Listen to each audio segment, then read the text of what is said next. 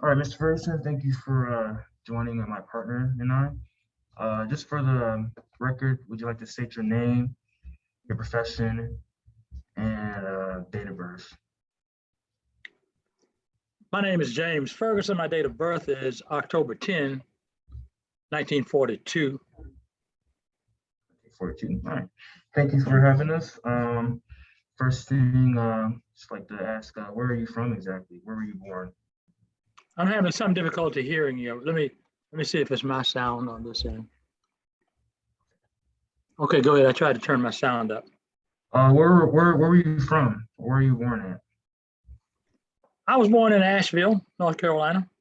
Asheville, North Carolina. And who exactly were your parents?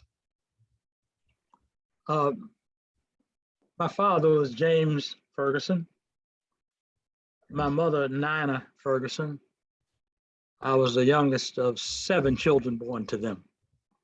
7 children. That's a lot of siblings. How was your family life, your upbringing? Well, I'm fortunate. I had a great upbringing in the sense that I had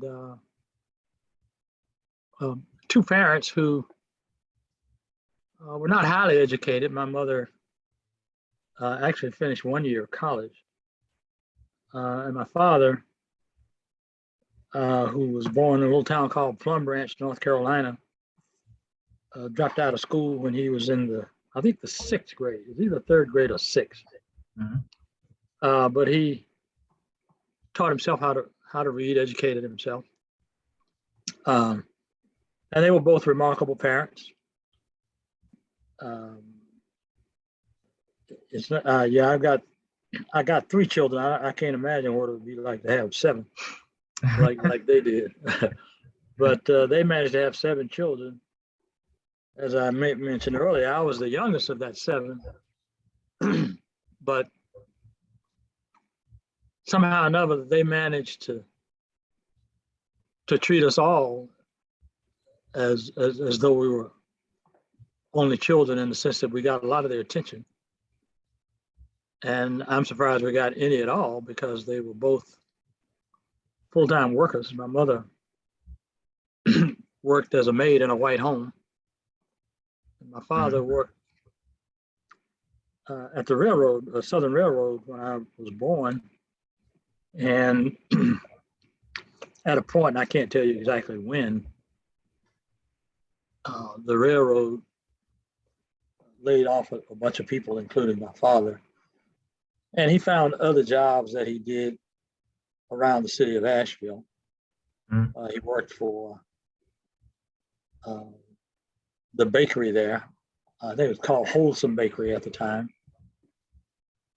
He worked at a company called Biltmore Press. He was a delivery person for them.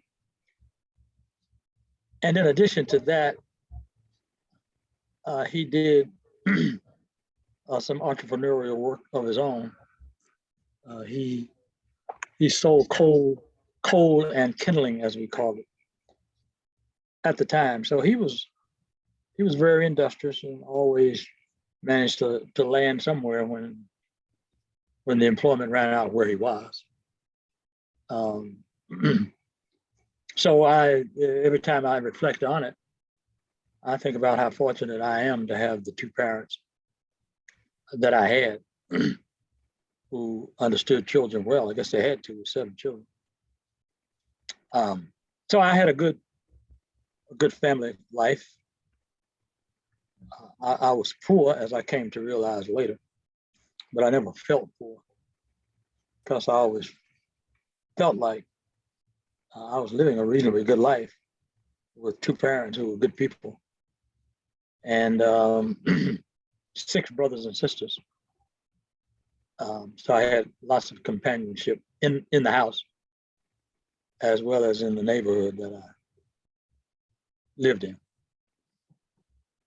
So that's that's my general recollection of being in the household I was in, and in the neighborhood where we lived.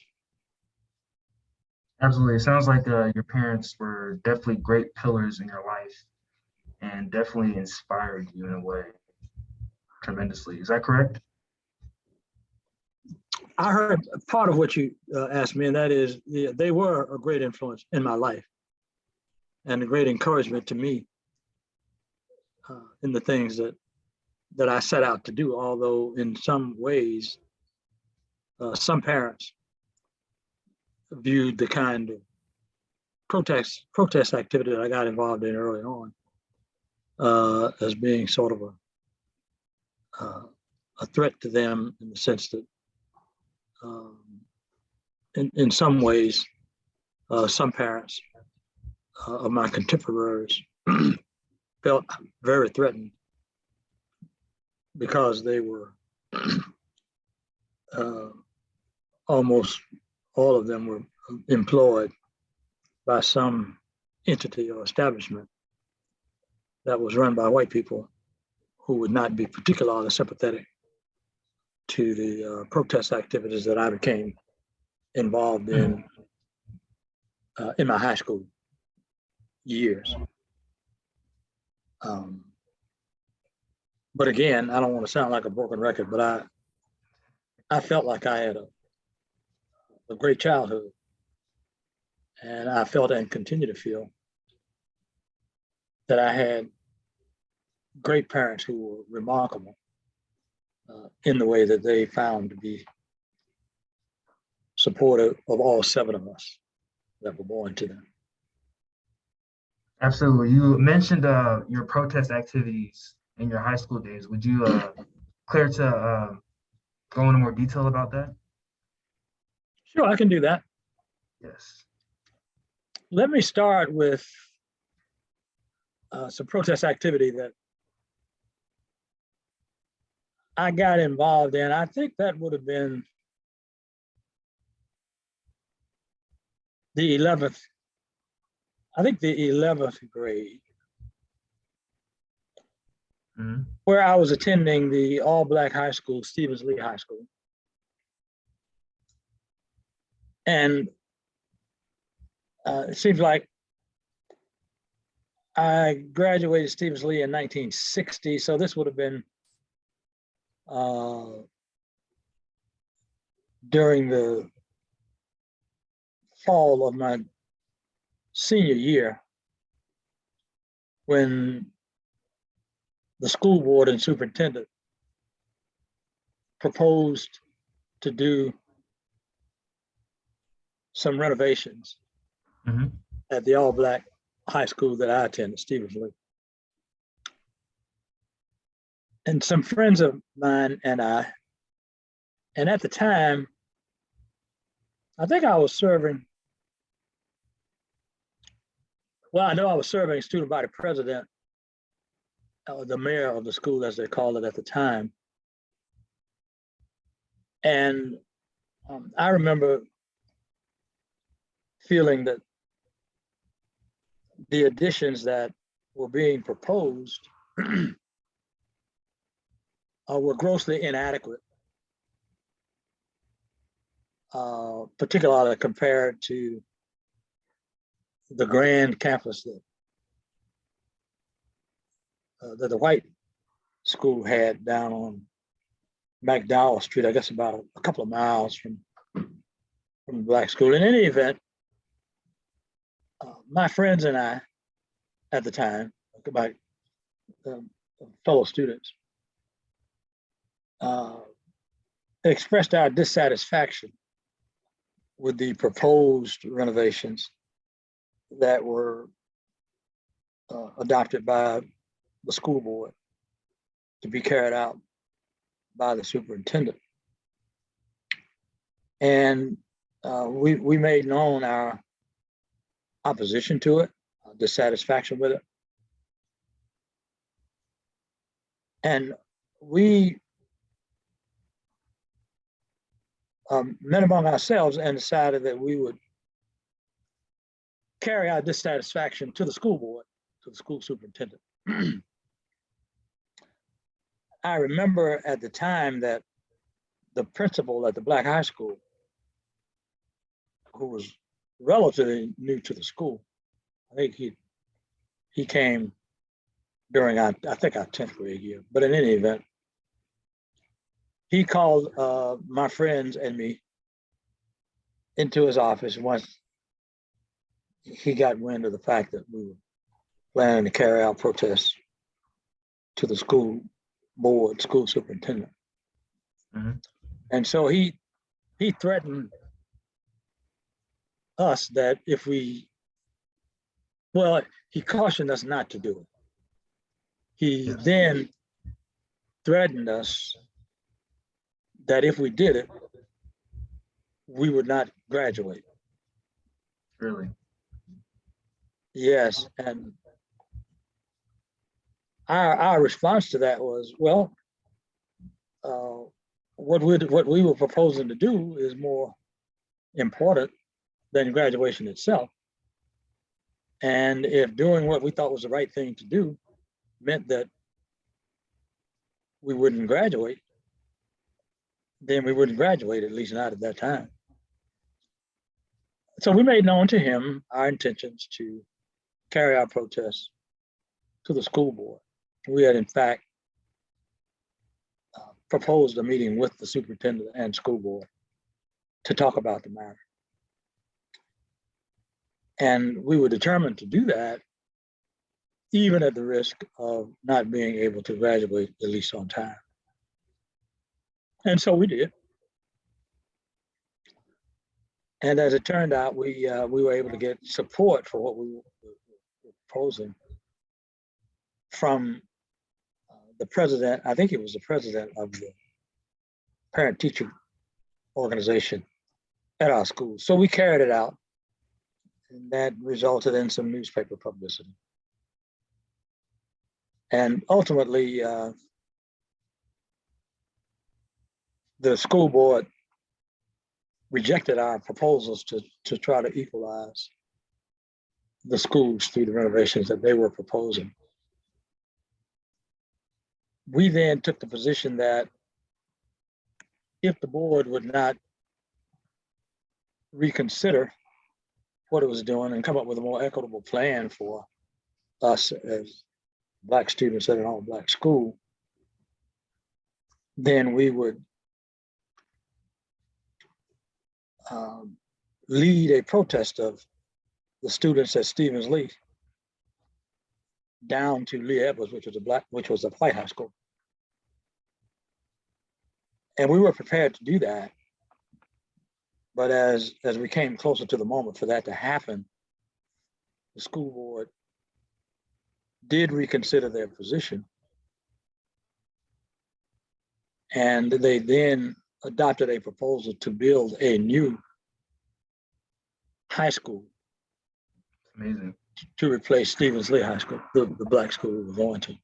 Now, what that meant, of course, was that they were willing to build a new school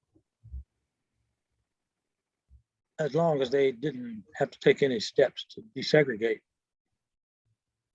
the schools as the Supreme Court had ordered in the Brown decision of 1954. So they upgraded their proposals from renovations at the school where we were, which was a campus on a site where there was no room for expansion anyway, and to build a new high school for Black students, I might add. For Black students? Yeah, and this is in 1959 or 60, somewhere along there. And of course, by then, 6 years had passed since the Supreme Court had outlawed desegregation in public schools. So that was the first protest movement of any real import that I had engaged in over time. And then following upon that, in February of 1960, which was the second semester of my senior year, the sit-ins broke out in Greensboro. with the college students at A&T and Bennett, sitting in at Woolworths in Greensboro. Yes. So we, as students, wanted to become actively involved. We didn't have a black college in Asheville. So we didn't have the same basis of support that students had in towns where there were black colleges, which is where the sit-in protests were basically seated. But in our own community of Asheville, we enlisted the support of some adults in the community and formed a group that we ultimately called the Asheville Student Committee on Racial Equality. We formed it with the idea in mind that we would carry out sit-ins, protests, whatever we needed to in Asheville. And we were grateful for the support of some adults that we had in our community. But as it turns out, the adult supporters and advisors that we had encouraged us to get a better understanding of what nonviolent protest was all about. So we studied nonviolent protests and learned that you don't start a movement out by sitting in. You start out by, first of all, identifying the problem and educating yourself about the problem. And then you prepare yourself to address the problem in a nonviolent way. And then after you've tried every means you can to address the problem, if you were unsuccessful in addressing it through negotiation and efforts like that, then you would take the next step and engage in nonviolent protests. Well, we never got to the nonviolent protest part of it because by engaging department store owners, city leaders in negotiation and discussion about the problem, we were able to get the problem solved without doing sit-ins. In fact, we arranged to meet in our meetings with the store owners and other community leaders. We arranged that we would have a group of us, young Black students, who would go to the lunch counters. The managers had agreed that they would serve us, but we would join with some white people in the community who understood and supported us in what we were doing. And we would sit at the counters with the volunteer white people, and we would be served, would not be refused, as many had been refused in other cities and towns across the South. So we did that, we carried out that plan, and it worked. And we moved on to do other things in the community.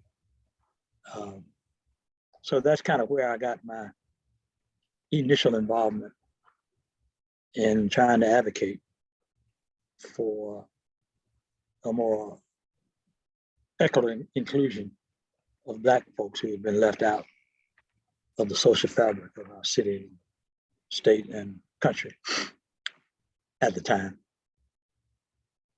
That's a rather long answer to your question, but Oh no, that is the answer. that was great stuff.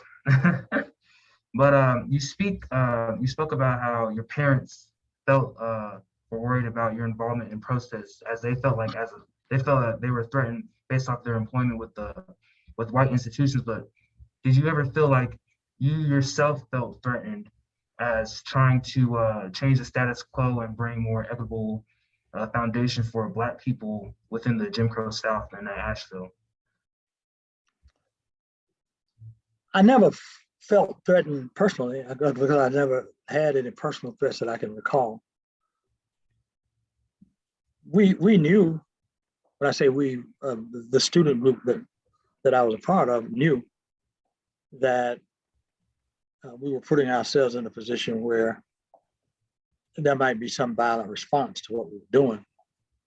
But we had prepared ourselves for that in the event that it happened. We actually did some enactments of what our response would be if we encountered violence in our efforts to desegregate public places in Asheville. Can you detail the enactments? Yeah, we would go we would meet on a regular basis to confer with each other, to confer with adult supporters in the community. And in doing so, one of the things we did in preparing to protest if we needed to, or to do sit-ins if we needed to, that if we were met with hostility and violence, that we would maintain our commitment to nonviolence and not strike back. So we would actually go through exercises where we would do role enactments. Some of us would do the role of the student sit-in, and others would do the role of white violent people, and they would call us names and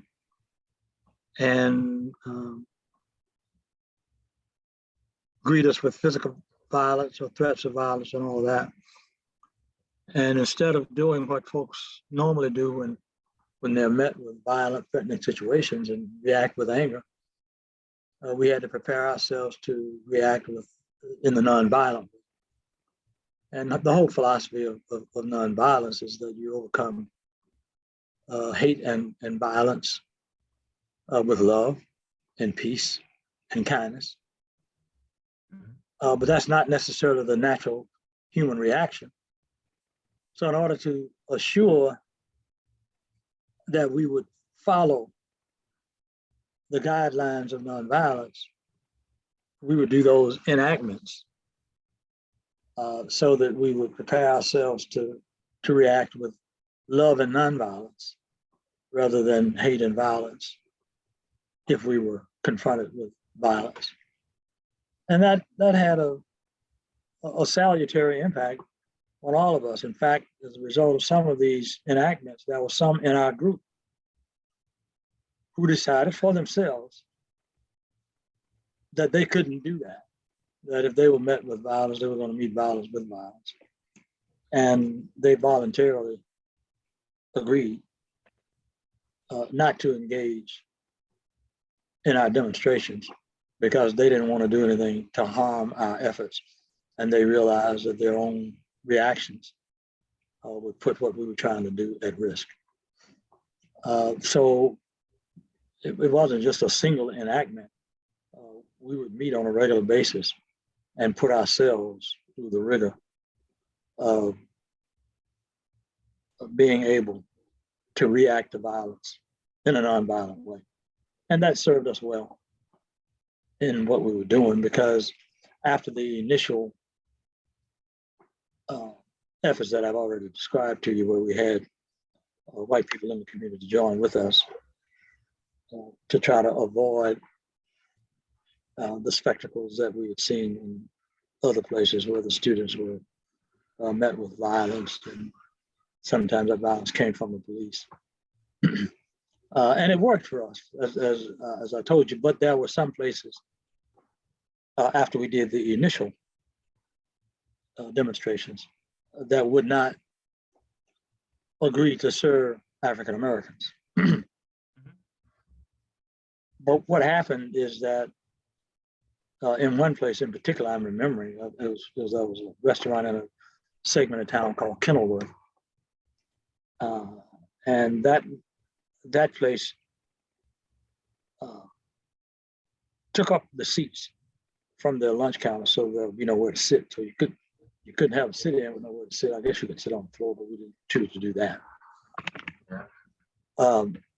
So, we went through some of that and we prepared ourselves for it. So we never had any incidents of violence beyond what some whites might visit on us. I'm glad to hear I'm sorry. that. You speak a lot about these adult supporters that you were able to lean on during your times of protest. Can you provide more detail about who exactly they were and what they represented for you? Well, I don't know who they were in the sense that right now I'm not remembering them by name. Yeah, but they were not part of any organization. They were people of goodwill who had been involved in trying to encourage intergroup, interfaith relationships between African Americans and white Americans in Asheville at the time. But it was not an organizational movement as such, although there was some bonding between the whites who did that. And I can't tell you from memory right now whether there was any particular organization in the community that organized that other than our group, A-Score. And there were some folks that we knew who were not part of our community that we had met through different organizations. Mainly some adult organizers of a group called the Greater Asheville Intergroup Youth Organization that some of us belonged to, and we would meet with other groups. So they were people of goodwill who wanted to see Asheville move forward without the rancor and sometimes violence that other cities had seen in and around North Carolina and in and around the South. But other than that, there was one lady whose name was Miss France. I can't even tell you her first name. She was an active person, white person in the community who helped try to bring people together to make change in Asheville. But there were other folks that she knew and others that she may not have known who wanted to do the same thing. You have to remember that Asheville at the time, the greatest industry in Asheville was tourist attraction because it was Asheville, land of the sky, and there was a certain beauty there. Yes. And they didn't want to ruin that because it would cost the city the support, financial support that tourists brought to the town. That was one thing, but I think the motivation of many was a higher and purer motivation than that. They really wanted to see change come about in a peaceful way. And they were willing to make sacrifices themselves to do that. Absolutely. As we progress towards your life, you are a lawyer yourself, but my question is, how did you have the realization that you wanted to pursue this profession of being a lawyer?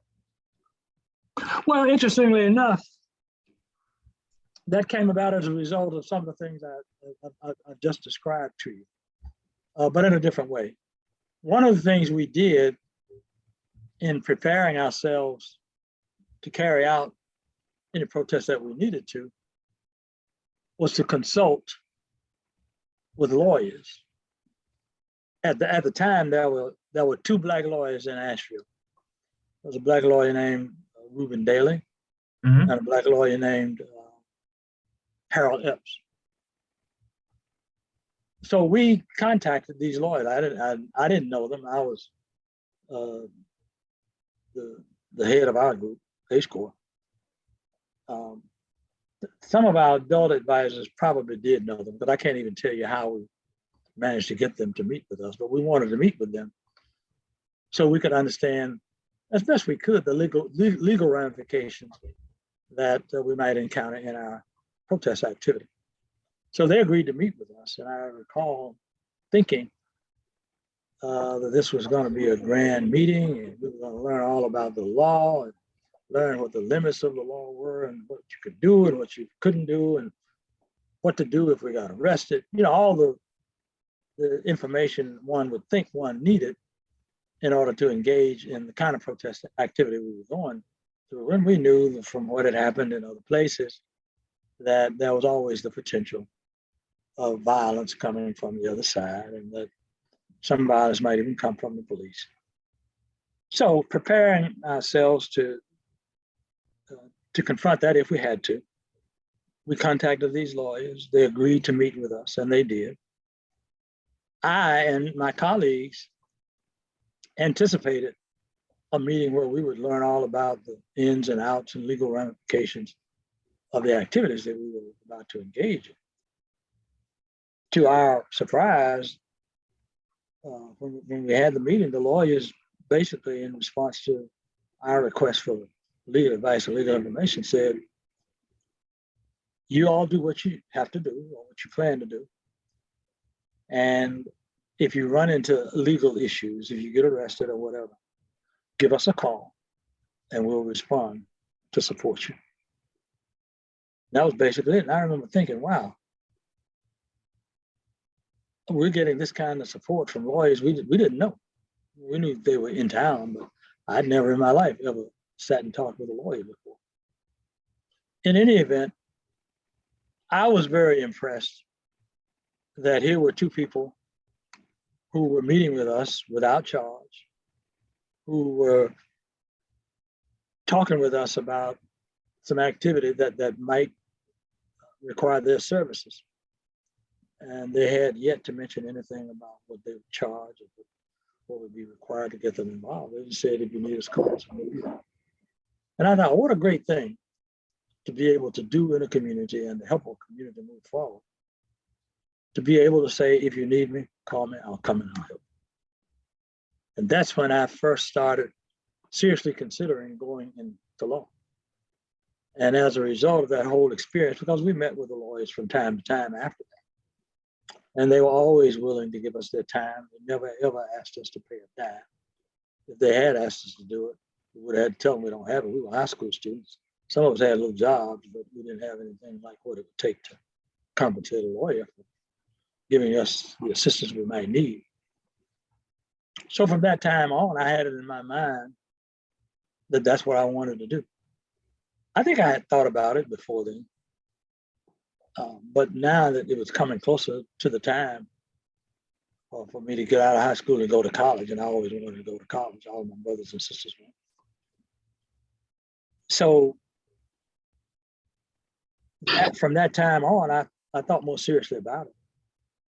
And I went to college planning to go to law school. That never changed. I was a history major and an English major. Both of those were useful in pursuing law. So when I got into my senior year of law school, of undergrad school, I had it in my mind already that I was going to go to law school. So I talked with my school advisors about law school, and they were supportive, encouraging. So I applied and I got accepted at several law schools. Some of the top schools in the country, as a matter of fact, Harvard, Yale, NYU, Columbia. I chose Columbia for lots of reasons and went away to law school and never looked back. I went to law school thinking that I would return to my hometown of Asheville to do civil rights work and community work in the community where I grew up. As it turns out, I did not go back to Asheville, although I had planned to go back to Asheville because another opportunity presented itself, which I followed through on, and I'm glad I did. What was the opportunity that presented itself? Well, during my senior year at Columbia, I went down to the NAACP Legal Defense Fund. It's called LDF Inc. shortened. It bore the name NAACP Legal Defense Fund. but it had no actual connection with the NAACP, although it was a cooperative organization with the NAACP. They were two separate organizations. I can tell you more about that later if you have any interest in that. But in any event, I went down to talk to the then director of LDF, as we called it, later called it for short, Jack Greenberg. And while I went to talk to him about an internship program that they had, where they were interested in encouraging lawyers and Black lawyers, as well as white lawyers, to return to the South to do civil rights work. I was thinking about going back to Asheville to join one of the two lawyers that I've already told you about. While I was there meeting with Greenberg, he said, well, I have somebody here that I want you to meet. And of course, I was excited about it, whoever it was. Jack Greenberg, head of the legal defense firm, wanted me to meet him. I wanted to meet him. So Jack Greenberg introduced me to Julius Chambers, who was the first, one of the first two legal defense fund interns, who was practicing law in Charlotte at the time. I was planning to return to North Carolina, but I was planning to go to Asheville. Well, after I met Chambers and we talked a little bit, his response to me was, well, if you're coming to North Carolina to practice civil rights law, you ought to think about joining me. That's what I'm doing, and I need help. I've got more work that I could do. And I said, well, I was shocked and surprised. I knew of Chambers, but I didn't know Chambers. And at that meeting, he invited me to join him in Charlotte to spend the Easter holiday with him getting acquainted with his legal practice. And of course, I was excited about that. I took up his invitation. And when spring break came, I jumped in my little car and drove to Charlotte to spend that time with Chambers. And he and his wife were just the most gracious host I could have ever imagined. He invited me to stay in his home. I followed him around for the week or so. We used to call it Easter break. They call it spring break now. And at the end of that break, he said, you know, I'd like for you to come join me in my practice if you would do that. And I'm in shock. I never thought getting a job would be so easy, because, you know, most of my colleagues at Columbia, where I was at school at the time, were biting their nails and pulling their hair out, and going through all kinds of anxiety trying to find employment. I didn't go through any of that, because when Chambers offered me the opportunity to come join him, that was it for me. I said, yes, if you want me, I'll come, absolutely. Now, bear in mind, there had been no application process. All Chambers knew about me was that I was a law student. He knew some people at North Carolina Central, where I had gone to undergraduate school. Well, he went to undergraduate school as well. And, you know, so he may have talked to one or two of them, I'm not sure. But he was basically offering a job to a stranger. I was willingly ready to take a job that he offered, not because I would have taken a job with any stranger, but I knew Chambers by reputation, although I only met him on the occasion I told you about. Mm-hmm. So in any event, he offered me that job, no background investigation, no references, not even a transcript. And he put his trust in me and said, I need your help, come help me. So I, of course, said, yes, I'll be there. And when time came to be there, I was there. And at the time I arrived, my soon-to-be law partner, Adam Stein, whom I didn't know and he didn't know me, who was just out of law school, but he had clerked with Chambers the summer before, And we didn't, none of us knew at the time that we would wind up together in a law firm. There was one other lawyer who became a part of the firm at that time. So in my first year out of law school, I became a partner in a law firm that was known as Chambers, Stein, Ferguson, and Lanning. We were an integrated law firm, the first, as far as I know, in North Carolina. And here I was out of law school, and I was a partner in a law firm when my colleagues at Columbia were all nervous as they could possibly be about becoming an associate in one of the larger firms that did recruiting at Columbia, or that they were able to get a position in. So I was very fortunate in that way, and that's the best decision I've made in my life.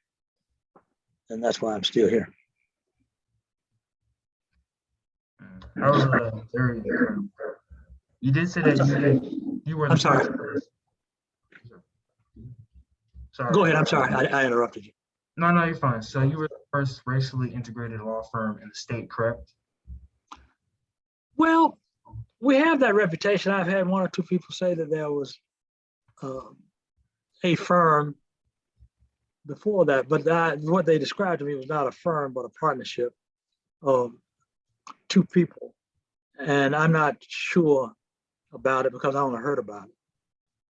But we were, if not the first, one of the first racially integrated law firms, not only in North Carolina, but in the South. Did you find any challenges with that? Well, yes. I mean, I did.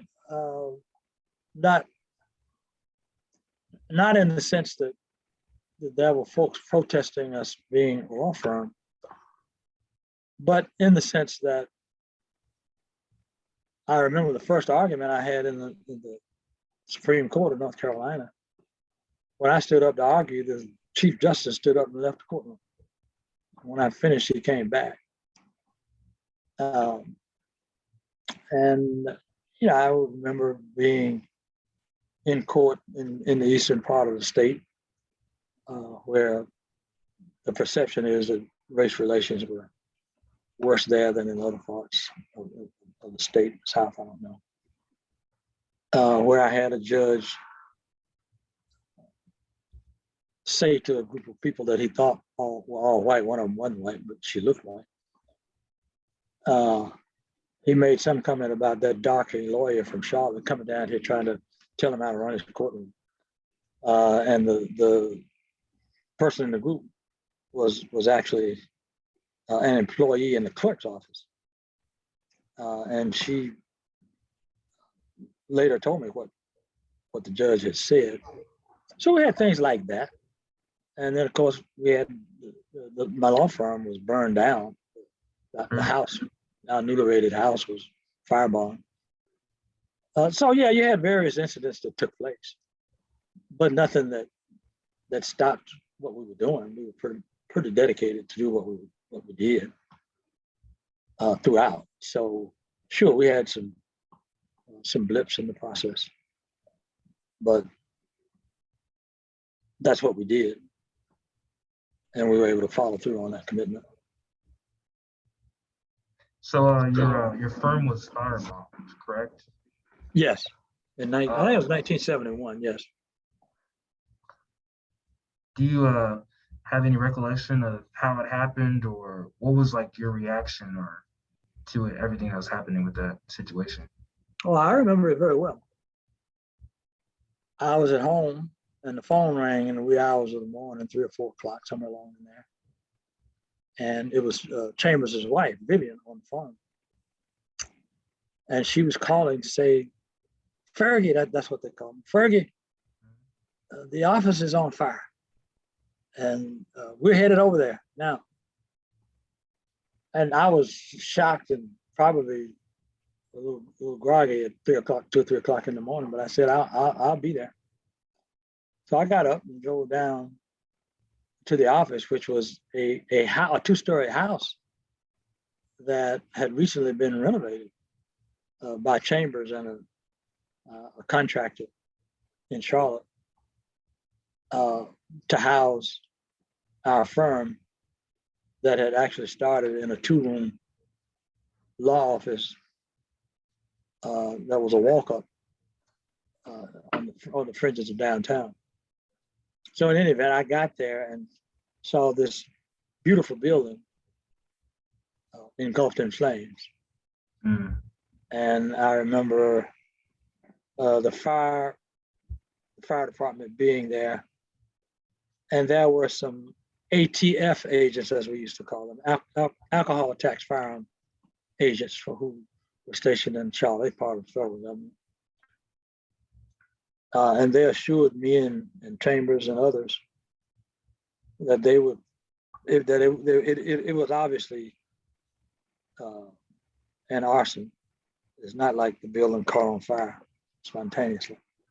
But they assured us that they would apprehend the culprits and see that they were brought to justice. And I assume they're still looking for them because they never found them, as far as I know.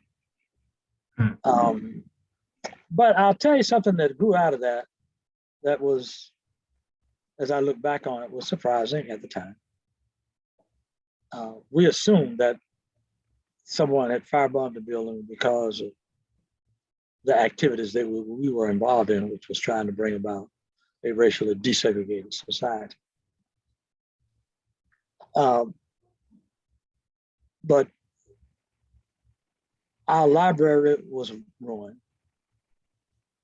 The office was ruined also, but was still inhabitable after they got the fire under control and eventually extinguished. But as soon as word spread, and it spread quickly, that our office had been firebombed and that many of our books had been destroyed, furniture had been destroyed, we received calls from many people in the community, particularly people in the white community, lawyers, who were calling to offer us assistance in some way. Really? Can we help? You can use our library. It was that sort of response. And I was surprised at that. Not because we had conflicting relationships with lawyers and that, I just didn't expect that kind of support. So sometimes tragedy brings out the best in people. And we got to see some of that. But we also got to see another side of that as well. Because soon after the office burned, we started looking for other quarters to carry out our law practice. And at that time, the day before this fire took place, Charlotte had lots of vacancies in offices around the city, particularly downtown. But when we started looking for offices in downtown Charlotte, all the vacancies had disappeared. There was nowhere for us to go. So we wound up taking up space in an old hotel, which was called the White House Inn. Now, White House Inn was having trouble getting patients to book rooms in their facility. So we negotiated with them to take up office space in the White House Inn, this hotel that had rising vacancies at the time. We stayed there, I don't know, a year or so, while we looked for other space that we never found, which was a good thing as it turned out, because as a result of not being able to find any space that would allow us to rent office space in downtown Charlotte, we wound up building a building, which at the time was the largest office building Black owned in North Carolina. I think the only building that was larger than that was the building in Durham, the North Carolina Mutual Insurance Company building. So sometimes out of tragedy and bad things, some good things and remarkable things could take place. So we recovered, and took up space in the new building that we had built, that became sort of a gathering place for Black professionals, doctors, lawyers, accountants. Were all housed there in the same space. So out of the tragedy came something good. That's not to say that I would invite somebody else to burn my office down. Yeah. We made the most of it. Absolutely. So, as a lawyer, what do you feel? What case has you and your firm taken on that you have felt like has made you as a lawyer, and has also impacted the community the most, in what your firm's practice and mission was in finding equitable civil rights for Black people? Well, the case of the decade, I'll say, in the 1970s, we started the firm in 68. We started as a practice in 67. We formed the firm in 68.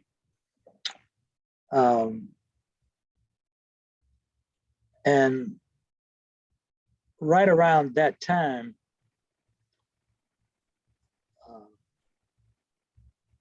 Chambers was preparing and filing a motion. This is what we call in law a motion for further relief,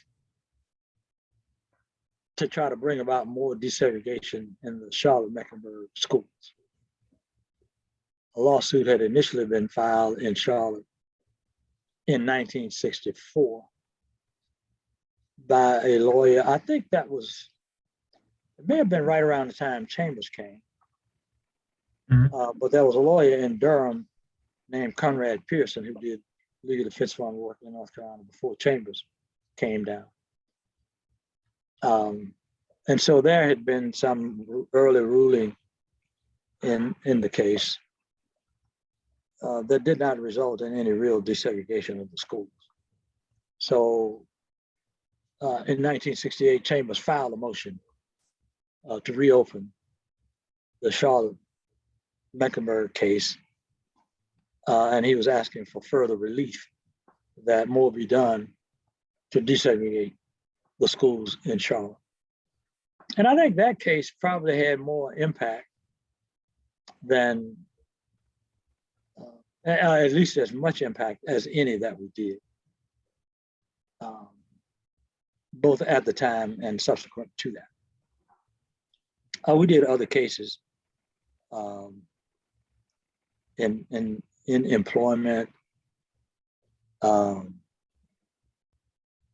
facilities, a number of cases in and around Charlotte and in and around North Carolina. But I think impact-wise, the Swan versus Mecklenburg case probably had more impact in the community than any other case, because at that time, school desegregation was a big issue, not just in Charlotte-Mecklenburg, not just in North Carolina, but all over the South, because you had school desegregation cases filed everywhere: Atlanta, Virginia, Tennessee, you name it, Arkansas. Most of these places had school desegregation cases filed. And around this time, a lot of those cases were being reopened, because in spite of the Brown decision, which said that schools should be desegregated with all deliberate speed, whatever that meant, it came to me there was a lot of deliberateness and no speed. So those cases were being either filed as new cases or being reopened as cases that had introduced the issue, but had not resulted in any significant school desegregation anywhere in the South. And so in 1968, the US Supreme Court had decided a case called Green versus New Kent County, Virginia, obviously a Virginia case, where it is said, okay, we really meant what we said in Brown, and now you have to desegregate your schools, and you have to do it in a meaningful way. So fortunately, we had a judge in Charlotte different from the judge who heard the initial Swan case, who was willing to give a serious ear to what it meant to maintain segregated schools and to what needed to be done to actually desegregate school, Judge McMillan.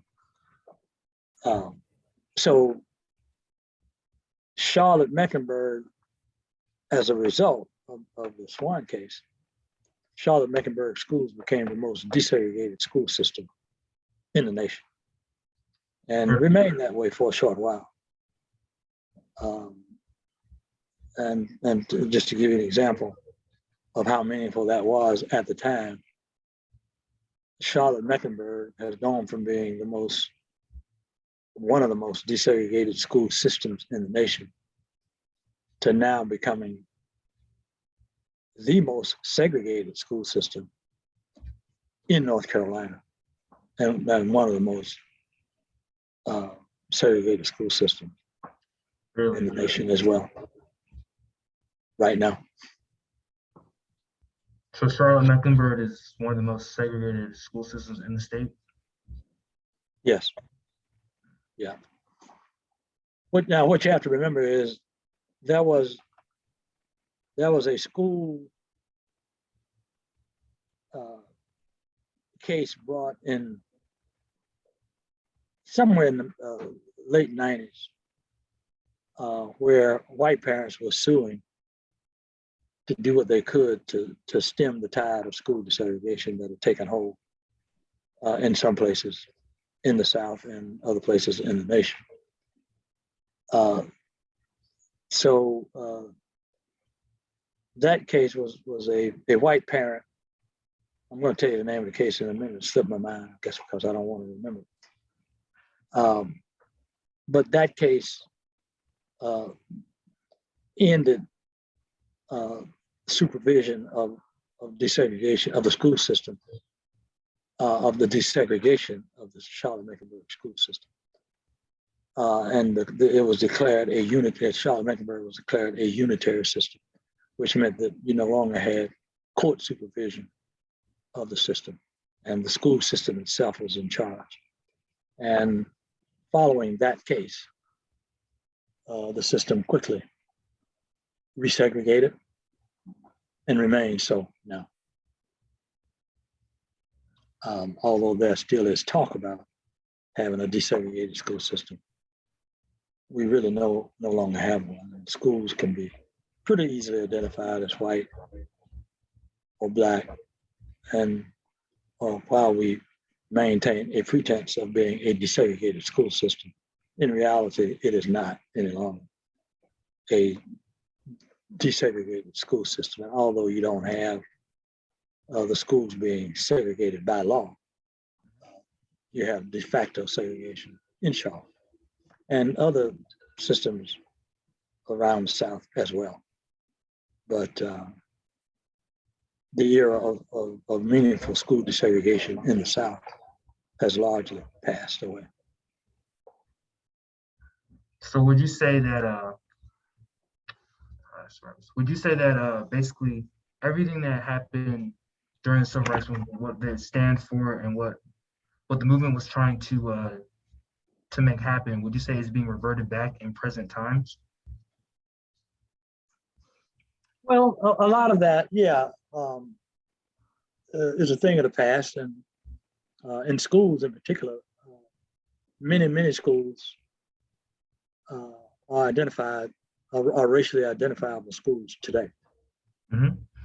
In Charlotte Mecklenburg and elsewhere as well, there are some school districts that have remained reasonably desegregated, but in a lot of places, in particular in the urban areas, we see a lot of resegregation of the schools. The only difference being they're not resegregated by law, but they're resegregated in fact, and they have largely the same impact that segregation had at the time that it was ordained by law.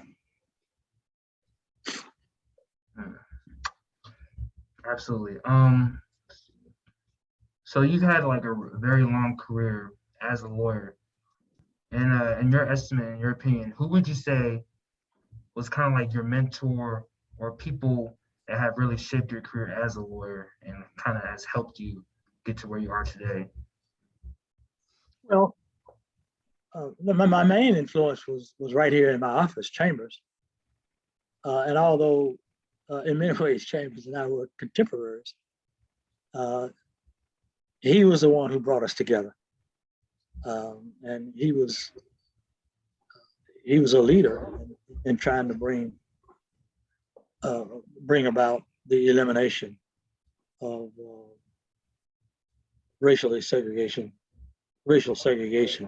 not just in schools but in society itself. And he was a remarkable person, and I got to know him closely. He became one of my very, very best friends, and he was a remarkable lawyer and a remarkable person.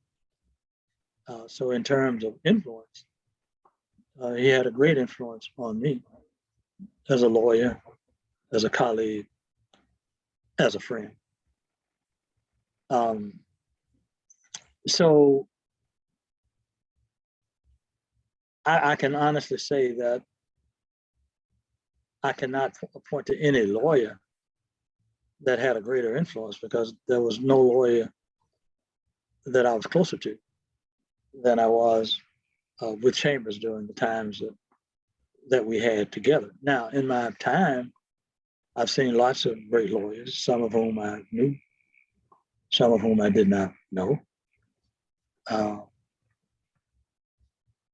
Jack Greenberg was an influence. He was head of the Legal Defense Fund for a number of years. In fact, he headed the Legal Defense Fund from the mid 50s until he retired a few years ago.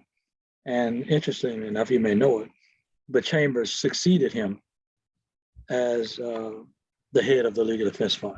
At the time Chambers became the head of the Legal Defense Fund, there had been only two other people to head the Legal Defense Fund. The first was Thurgood Marshall, and the second was Jack Greenberg, and Chambers was the third director of the position called Director Counsel. He was the third Director Counsel of the Legal Defense Fund. So that sort of can explain to you how it is I can say that Chambers was the greatest influence upon me. I mean, I worked closer with him than I did anybody else. There were other great lawyers that I came to know or know of. Thurgood Marshall was one. Derek Bell, who also worked with the Legal Defense Fund, was another. And I mentioned Derek because you hear Derek's name being raised a lot these days when people talk about critical race theory, and you've got all this reaction to that, which I don't understand what that's all about. But Conrad Pearson, who was Chambers' predecessor for doing legal defense fund work here in North Carolina, I got to know him well. Henry Fry, first African-American Chief Justice. And then I knew a host of lawyers, mostly white, in a group called the American Trial Lawyers. I don't mean trial lawyers, what am I about to say? It'll come to me in a minute. It slipped my mind right now. But a number of lawyers in that organization, and a number of lawyers in an organization called the Inner Circle of Lawyers. Had a lot of great lawyers. They have a lot of great lawyers in it right now. So I got to know them and got to learn techniques from them. And then I got to know lawyers all over the United States when I did some teaching with a group called the National Institute of Child Advocacy. And that was a lawyer training program who helped lawyers develop skills. But I got to know a number of lawyers internationally, some in England and a number of them in Africa, particularly South Africa, where I, along with Ken Brown, a colleague of mine, at the National Institute of Child, where we started the first child advocacy program in South Africa. And that program is still ongoing today. So I've had the benefit of knowing great lawyers, both here in the United States and some outside the United States, in Britain and in South Africa in particular, where we got to know great lawyers as we developed the program to train lawyers, some of whom became great after being trained in our program. So I've been very fortunate in that regard. That's interesting. So as we continue the interview, with your vast knowledge of experience and knowledge and experience that you gained as being a lawyer and being a civil rights activist, what is something that you would like to share with the next generation on enacting, meaningful changes in regards to racial equality and equitable change within like systematic institutions in the country? Well, I think the most important message that newcomers to the field, as well as old timers in the field, is that in spite of the remarkable and great work that many of our predecessors have done, we are still a nation that's struggling with race. I don't have to tell you that there's been more talk about race relations, racism here lately than we've had at perhaps any time in the future. And I think what that tells us is that law can make change in the manner in which law becomes an instrument of people who oppress others in many ways. Race is one way, gender another. And there are all kinds of ways that people suppress rights, deny others the rights that they should have. And that although we can make changes in the law through courts and through legislation, that is much more difficult to make changes in the hearts of people. It's much more difficult to change long-standing sentiments that have engulfed our world and our nation for centuries, and that in order to make real change in society, we do have to change the laws, because the law has been an instrument of racial oppression for centuries, and even here in America for a few centuries as well. But that's something that the change doesn't come easy. But we have to work for it if we're going to bring it about. And we've got to work for it, understanding that a mere change in legal precedent, a mere change in legislation won't do it. That we've got to have fundamental change in the way we operate as a society if we're going to really make change. And that a lot of the oppression that we see that comes from racism is not easily changed. And that racial segregation and racial oppression, racial inequality, and all those things are wrapped up in race that we see so much of today, that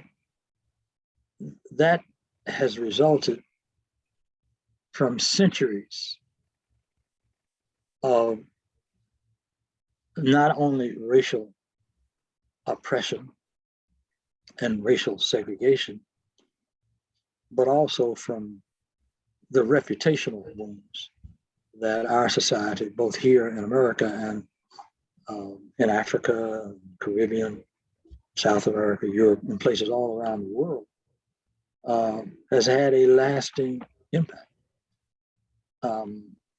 And these reputational wounds are deeply entrenched.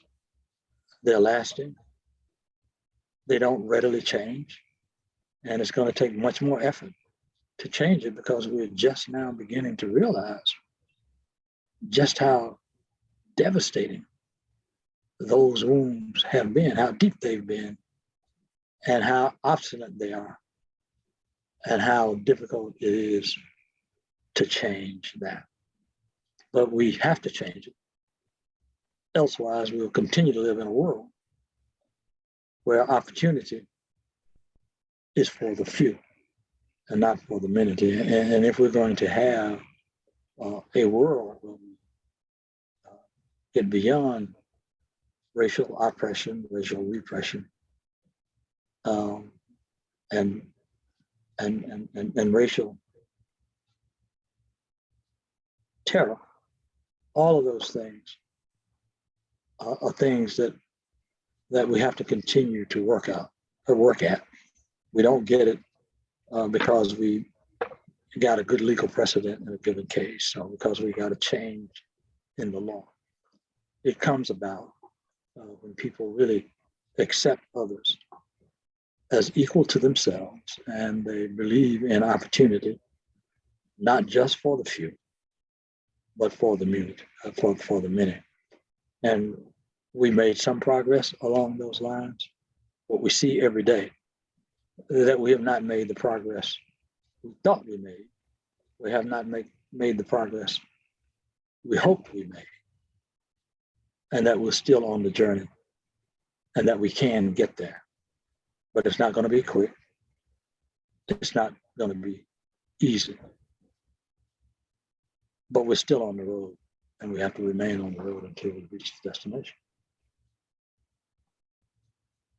Absolutely. Thank you so much for letting us interview you. It was an honor and a privilege to hear your story and your words of wisdom. Very much appreciated. Well, thank you very much for giving me the opportunity to share with you. Thank you for your interest in what you're doing. And I wish you the best, and I want to be as supportive and helpful to you as I can. So thank you. Thank you. Have a great rest of your day. Same to you. Bye-bye. Bye.